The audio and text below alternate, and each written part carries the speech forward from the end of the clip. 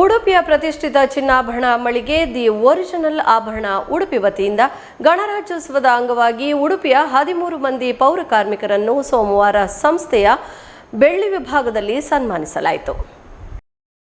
ಸಂಸ್ಥೆಯ ಲೆಕ್ಕಪತ್ರ ವಿಭಾಗ ಮುಖ್ಯಸ್ಥ ವಿನೋದ್ ಕಾಮತ್ ಪ್ರಾಸ್ತಾವಿಕವಾಗಿ ಮಾತನಾಡಿ, ಉಡುಪಿ ನಗರದ ಶುಚಿತ್ವ ಕಾಪಾಡುವಲ್ಲಿ ಪೌರ ಕಾರ್ಮಿಕರ ಪಾತ್ರ ಮಹತ್ತರದಾಗಿದೆ.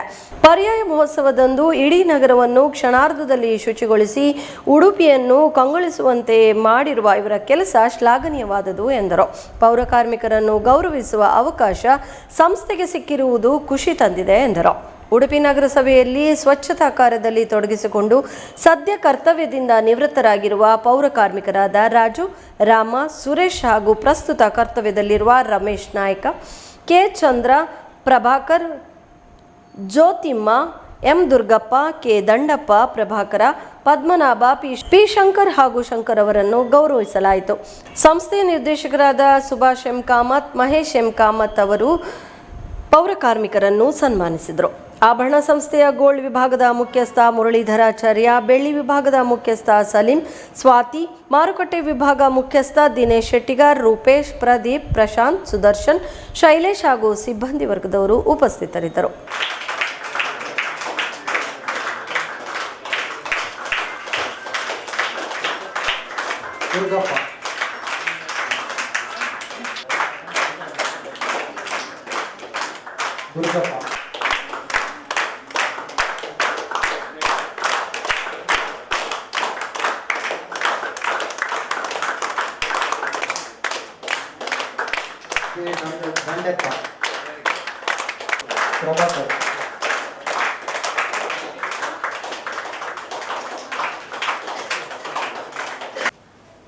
ನಾವು ಮಾಡಲಿಕ್ಕೆ ಆಗದ ಕೆಲಸಗಳನ್ನ ಅವ್ರು ಮಾಡ್ತಾರೆ.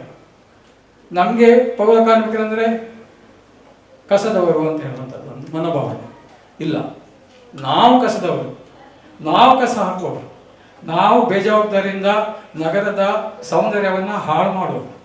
ಅವರು ಬೆಳಗ್ಗೆ ನಾವು ಹೇಳೋಕ್ಕಿಂತ ಮೊದಲು ಎದ್ದು ಯಾರ ಕಣ್ಣಿಗೂ ಕಾಣದೆ ಈ ನಗರದ ಸೌಂದರ್ಯವನ್ನು ಹೆಚ್ಚಿಸುವಲ್ಲಿ, ಆ ಮೂಲಕ ನಮ್ಮ ಆರೋಗ್ಯವನ್ನು ಅಪರೋಕ್ಷವಾಗಿ ಕಾಪಾಡಿಕೊಳ್ಳುವಲ್ಲಿ ಅವರ ಪಾತ್ರ ಬಹು ದೊಡ್ಡದು. ನಮ್ಮ ಸಂಸ್ಥೆ 46 ವರ್ಷಗಳ ಇತಿಹಾಸ ಹೊಂದಿದೆ. ಉಡುಪಿ ಮತ್ತು ಕರ್ನಾಟಕ ಹಾಗೂ ಗೋವಾದಲ್ಲಿ ಮನೆ ಮಾತಾಗಿರುವ ಸಂಸ್ಥೆ. ಈ ಸಂಸ್ಥೆ ಏನಾದರೂ ಒಂದು ಸಮಾಜಮುಖಿ ಕಾರ್ಯಕ್ರಮ ಮಾಡಬೇಕು, ಸಮಾಜದಲ್ಲಿ ಎಲೆಮರೆ ಕಾಯಂತೆ ಕೆಲಸ ಮಾಡುವವರನ್ನು ಗುರುತಿಸಬೇಕು ಅನ್ನೋ ಒಂದು ಉದ್ದೇಶದಿಂದ ಇವತ್ತು ನಮ್ಮ ಉಡುಪಿಯ ಪೌರ ಕಾರ್ಮಿಕರನ್ನು ಸಾಂಕೇತಿಕವಾಗಿ ಒಂದು ಗೌರವಿಸುವ ಕಾರ್ಯಕ್ರಮ ನಾವು ಇಲ್ಲಿ ಹಮ್ಮಿಕೊಂಡಿದ್ದೇವೆ. ಮುಖ್ಯವಾಗಿ ಒಂದು 50 ವರ್ಷಗಳ ಹಿಂದೆ ನಾವು ಹೋಲಿಕೆ ಮಾಡಿದರೆ ಇವತ್ತು ಪರಿಸ್ಥಿತಿ ತುಂಬ ಬದಲಾಗಿದೆ. ಪೌರ ಕಾರ್ಮಿಕರಿಗೆ ವಿಶೇಷ ಸವಲತ್ತು ಕೂಡ ಸಿಗ್ತಾ ಇದೆ. ಅವರು ಕೂಡ ನಮ್ಮ ಸಮಾಜದೊಂದಿಗೆ ಬೆರೆಯುವ ಒಂದು ಅವಕಾಶ ಅವರಿಗಿದೆ.